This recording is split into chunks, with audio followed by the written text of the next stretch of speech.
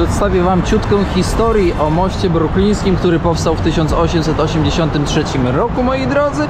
Jesteśmy w okolicy właśnie World Trade Center, czyli trzeba wspomnieć o wydarzeniach, które były 11 września 2001 roku, kiedy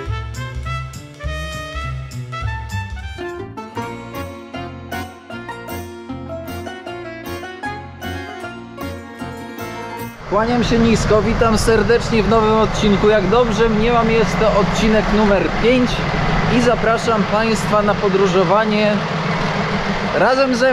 razem ze mną po moich takich dziecięcych, ale też młodzieżowych i w sumie też dorosłych marzeniach, czyli to, co kiedyś widziałem w telewizji, w internecie.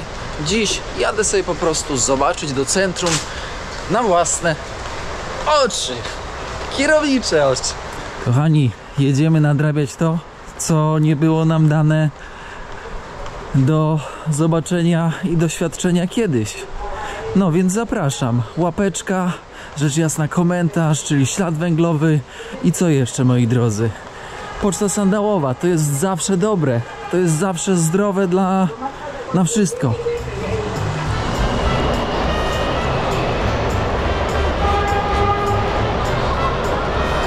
Przyszedłem wczoraj tutaj zrobić zakupy, wiecie, jajka do Hindusa na Broadway. Przychodzę do Hindusa, pytam o jajka, on mówi, że jajek nie ma, że tam trzeba iść do Pakistańczyka, to poszedłem, no i znalazłem. Bułki kupiłem, takie z ziarnami, słuchajcie, taka bułka $1. $1, moi drodzy. I jak ktoś zapytał, ja już nawet... Dzięki, Paweł. Kurde. Ja już nawet nie wspominam o cenach. Dlaczego nie wspominam o cenach? Ze względu na to, że to jest koszmarnie drogo. Tak drogo, że już nawet ja, wiecie, na tym się nie skupiam. Ze względu na to, że no nie jestem w stanie nic poradzić. Ja stąd wrócę tak uszczuplony budżetowo, że to jest nie do opisania.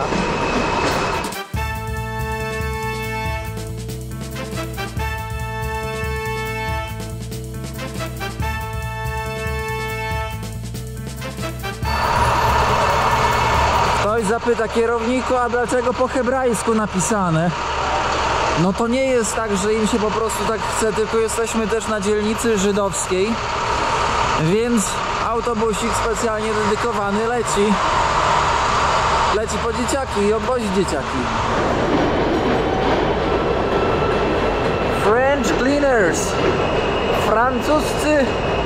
francuscy sprzątacze, nie wiem sam. Nasi bracia Hindusi. Medycyna niekonwencjonalna, tak zwani zielarze. I tak jak wspomniałem wcześniej, jest to tutaj w pełni dozwolone. Mówię o zielonym. Powiem wam, że niesamowite. Normalnie na ulicy winą sobie Rolo, sobie, wiecie, też normalnie bez żadnego wniku sobie chodzą i spożywają. Ciekawe doświadczenie, bo jest to na taką skalę, że po prostu głowa pęka, a ja idę właśnie metro znaleźć, moi kochani. Tutaj nasz kumpel, z nim się przywitałem dzisiaj z rana. Kartę wyciąga, on tak schowaną przy telefonie. Tak jak wspomniałem wcześniej, tak paskiem się przeciąga. Raz nie zadziała. Please sweep again. Kurde mordo. Przeczyście to w końcu, bo ja wam powiem, że metro nie jest tutaj logicznie rozplanowane. W sensie jeżdżenie metra nie jest logicznie rozplanowane dla mnie, więc sprawia mi to troszkę trudności, ale jest tutaj cała masa linii, więc można się zgubić.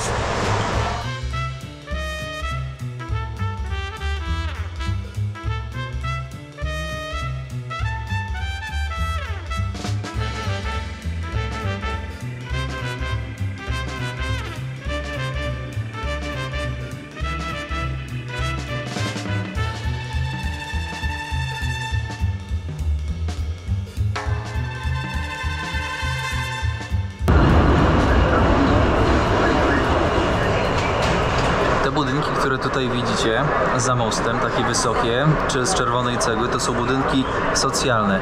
I tak jak właśnie koleżka Piotr mi opowiadał, to no, mieszkają tam no, ludzie z problemami, którzy otrzymują, no, żyją na tak zwanym socjalu. Imigranci, nie imigranci. No, ale ta jakość tych lokali no to pozostawia wiele do życzenia, bo jeździł tam robić elektrykę między innymi. No i właśnie mówił, że że jest brudno, że no nie chciałoby się tam mieszkać.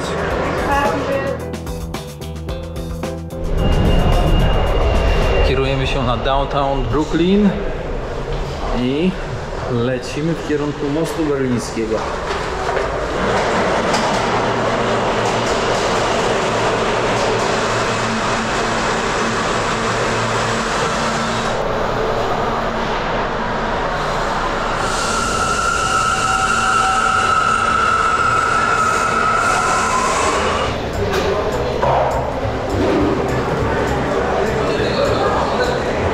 Jak głośno. Muszę powiedzieć jedno, ale głośno. Gdzieś indziej to powiem.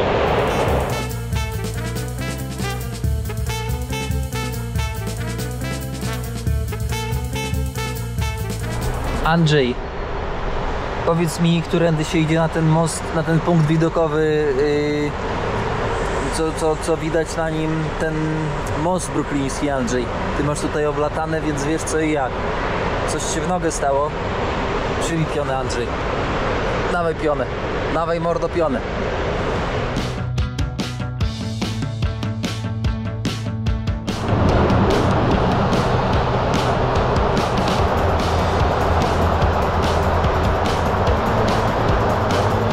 Słuchajcie, jak tutaj głośno przy tych węzłach komunikacyjnych, to normalnie można ogłuchnąć.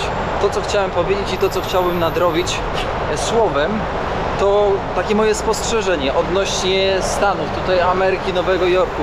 Mam poczucie, że Nowy Jork zatrzymał się w jakiejś sferze czasowej.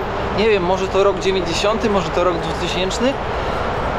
Kiedyś to musiało robić ogromne wrażenie, ale teraz ma się poczucie, że czas się zatrzymał. I faktycznie, no musiało to kiedyś kosztować. Zrobienie tej infrastruktury, tego metra, tego, wiecie, tej kolei, tego wszystkiego tutaj. W latach 90., 80. czy nawet 70. to musiały być ogromne pieniądze, ale trzeba pamiętać, że nie wystarczy coś wybudować, ponieważ o to również trzeba dbać. A żeby o coś dbać, to też trzeba wyłożyć budżet.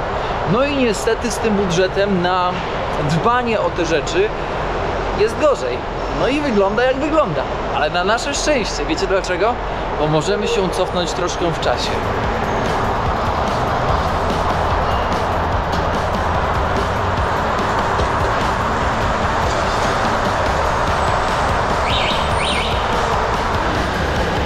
Meksykano robi jakąś szamę tam na tym, zarabia sobie i to jest spoko.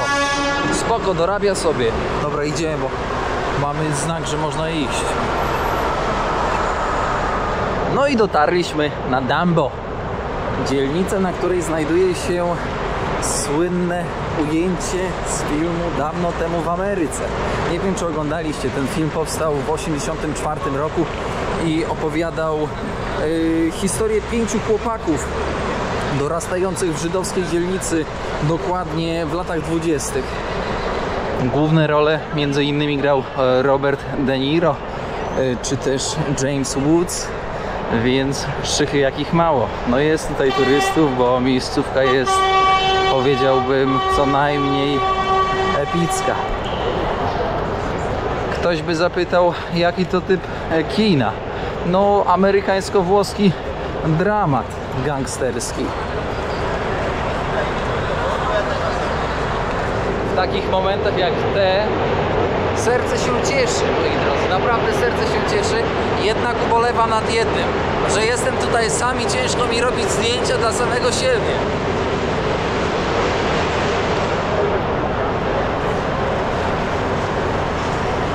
Każdy z mostem bruklińskim robi fotę.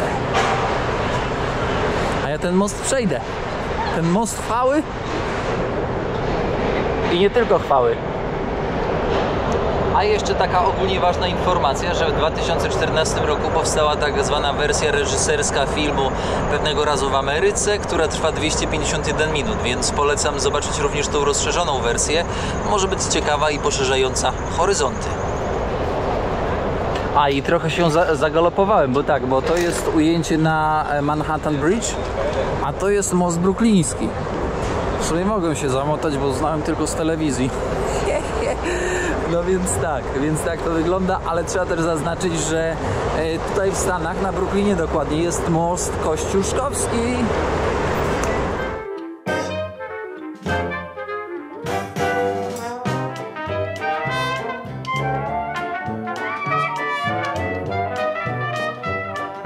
Przedni widok. Powiem wam, że z tej perspektywy most brukliński wygląda naprawdę przednio. I Manhattan Bridge also. Też, w sensie też, no. Kurde. Zarąbista sprawa. Chociaż ja jakoś takim fanem miast nie jestem, wiecie o tym. Ale jest dobrze.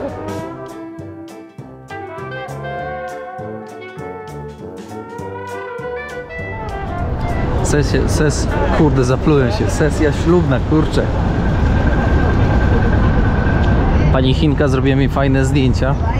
A to jest karuzela Janet, która powstała w 1922 roku w Ohio. Nie powstała tutaj. W latach 80. została przez panią Janet, żoną dewelopera, przywieziona właśnie tutaj, a od 2011 roku służy tutaj w okolicy Dumbo. To jest chyba, kurczę, nie wiem jak to nazwać, to tutaj przy moście bruklińskim, więc można sobie pojeździć, ale ma swój klimat, czuć go. Bilet na karuzelę, ktoś by się zapytał, $3. $3, 12 zł. Nieduży. Tutaj pod mostem berlińskim jest taki park, gdzie można sobie posiedzieć, pochillować. Fajny ten Nowy Jork. Nie wiem, czy do życia spoko. Ten pęd pewnie by mnie zastrzelił, a z drugiej strony też te przestrzenie, które trzeba pokonać, bo to w Warszawie już mnie to wkurzało, a co dopiero powiedzieć tutaj. Pytanie za 100 par sandałów. Jak wejść na most brukliński, żeby go przejść z sandała? Nie mam zielonego pojęcia.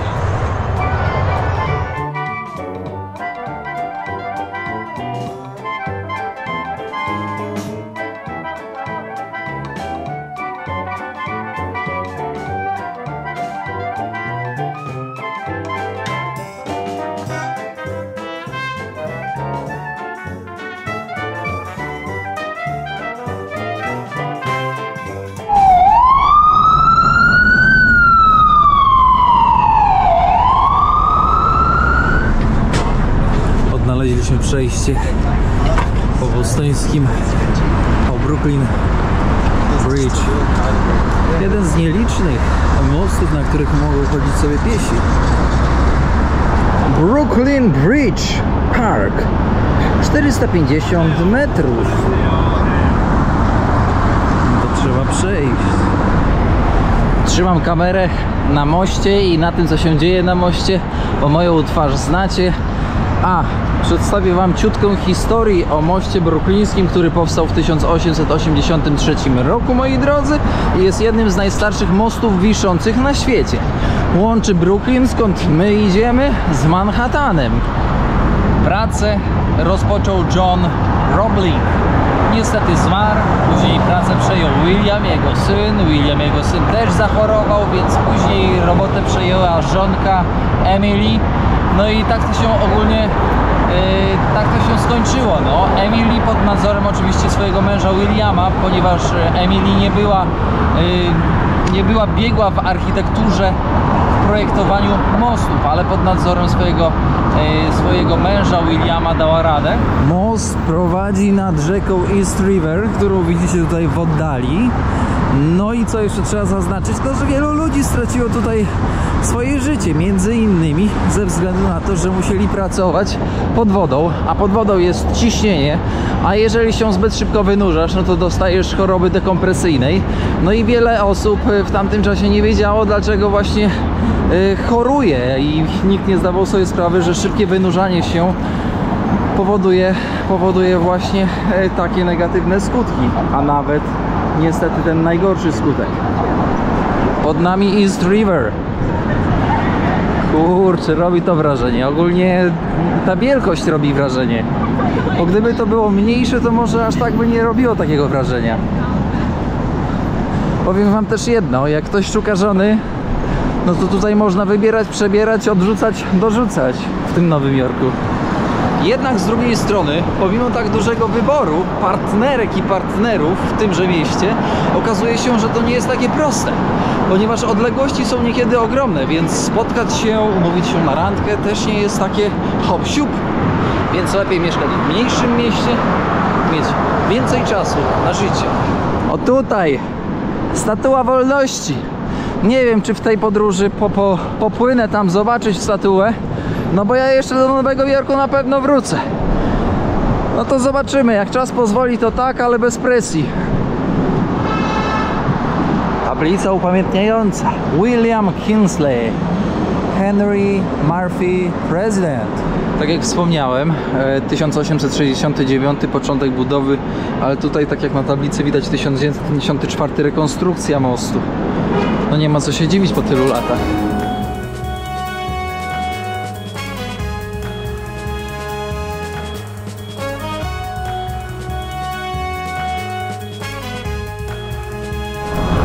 I taką atrakcję można sobie kupić za tam ileś tam dolków, pewnie dużo, może dużo, niedużo, ale my latać nie będziemy.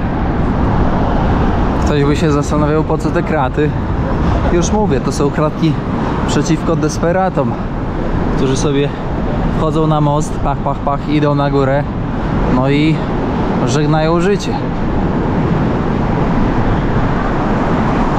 I to jest Manhattan, ale chyba ten dolny Manhattan, gdzie znajduje się Wall Street i wieżowce World Trade Center, gdzie teraz zmierzam, zobaczyć to miejsce, ale gęsto tych budynków. Słuchajcie, to ma się poczucie, jakby to było dosłownie, że tam przestrzeni między tymi budynkami nie ma.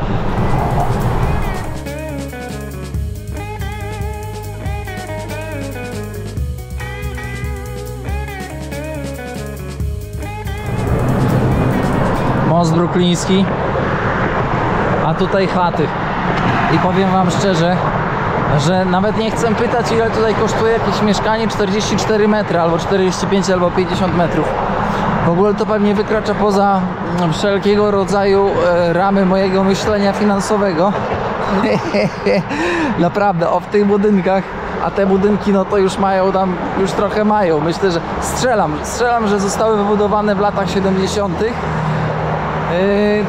No i tutaj no te liczby to są po prostu pewnie horrendalne, a głośno jak pierun. Albo tutaj, po drugiej stronie mostu, tak samo.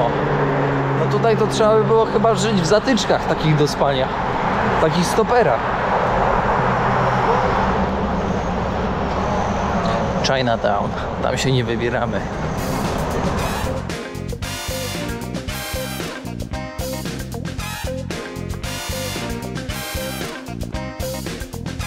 Tutaj nasi bracia Meksykanie robią robotę, ale nie tylko Meksykanie, bo też z Ameryki Centralnej działają w ten właśnie sposób i zarabiają na życie.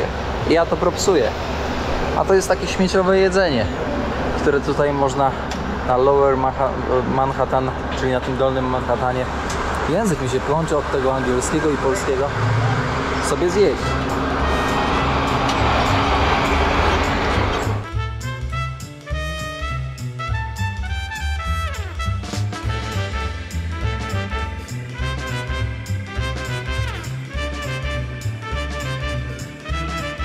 Nieco w lewą stronę, dokładnie w tamtą stronę, tak jak tutaj pokazuję, to jest Wall Street, moi drodzy, a to jest droga do wieżowców World Trade Center. Przejdziemy teraz. Sporo turystów widać, ale też widać sporo lokalnych, którzy przemieszczają się w trybie jednostajnym, przyspieszonym. Idą z pracy do pracy.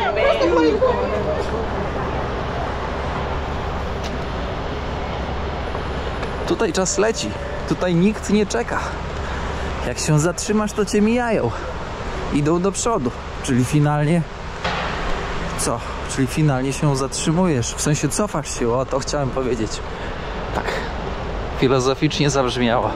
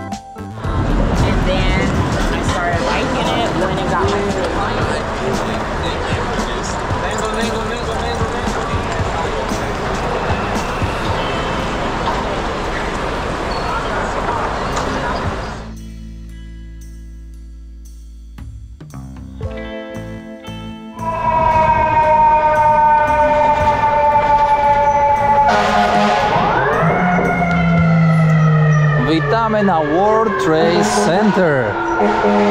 O, właśnie tutaj.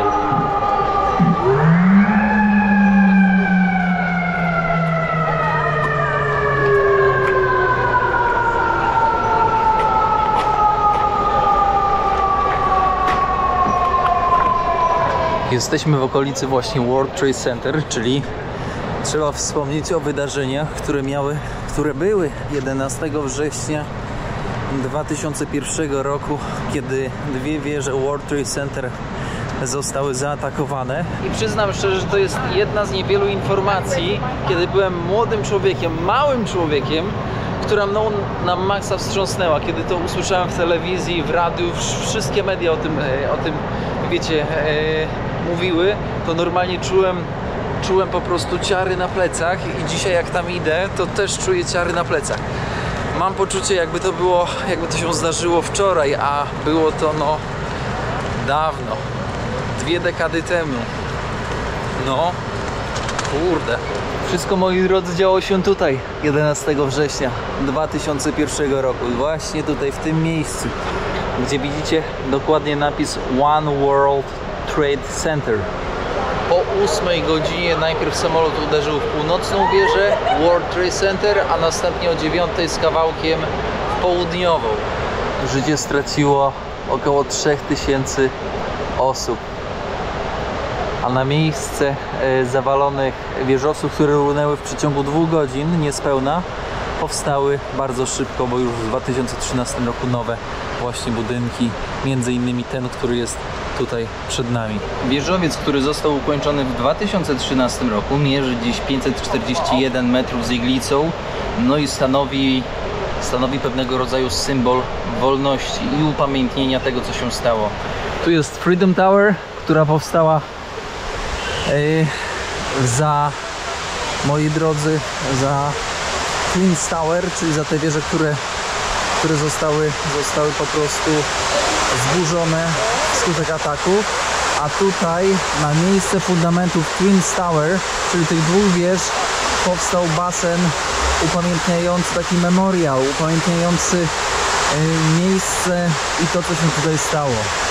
Żebyśmy nigdy nie zapomnieli o tych ludziach, którzy niestety zginęli. To właśnie w tym miejscu wszystko runęło i świat się zatrzymał.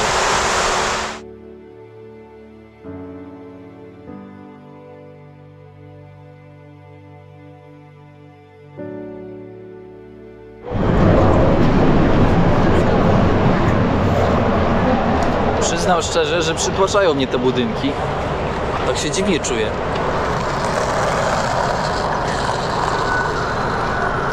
Myślicie, ile to by kosztował nocleg? Ewidentnie wykraczałby poza budżet. Ty, ale tutaj okna się otwierają, a nie to co na Złotej w Warszawie.